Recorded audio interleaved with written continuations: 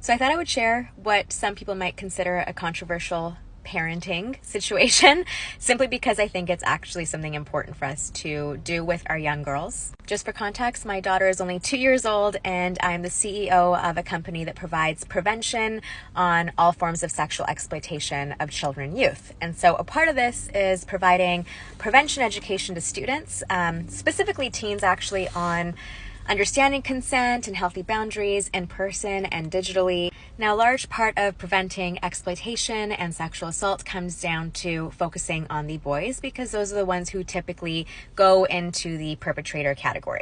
But the other component, and it's so important, is young girls understanding what consent looks like and what it is, and feeling empowered that they're deserving of that.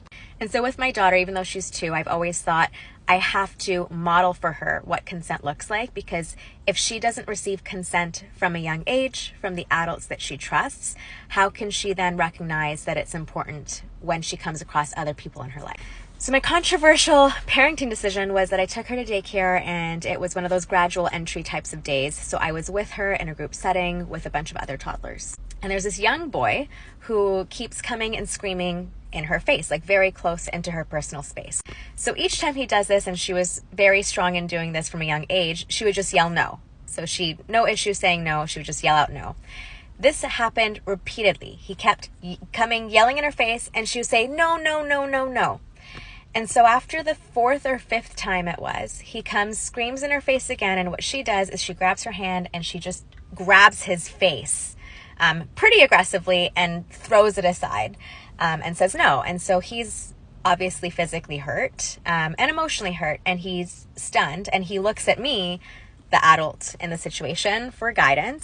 And I will say my first instinct was, okay, this is a parenting moment. My child just did something wrong, and I have to now rectify the situation. So I was about to tell her, what it looks like to have gentle hands, etc., but I stopped myself.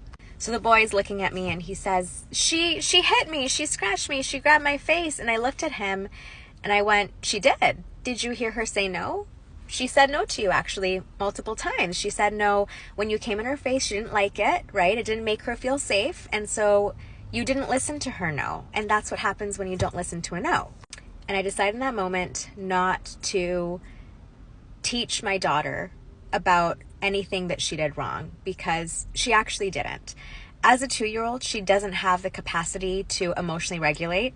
And the fact that she simply said no in a peaceful manner so many times was impressive enough.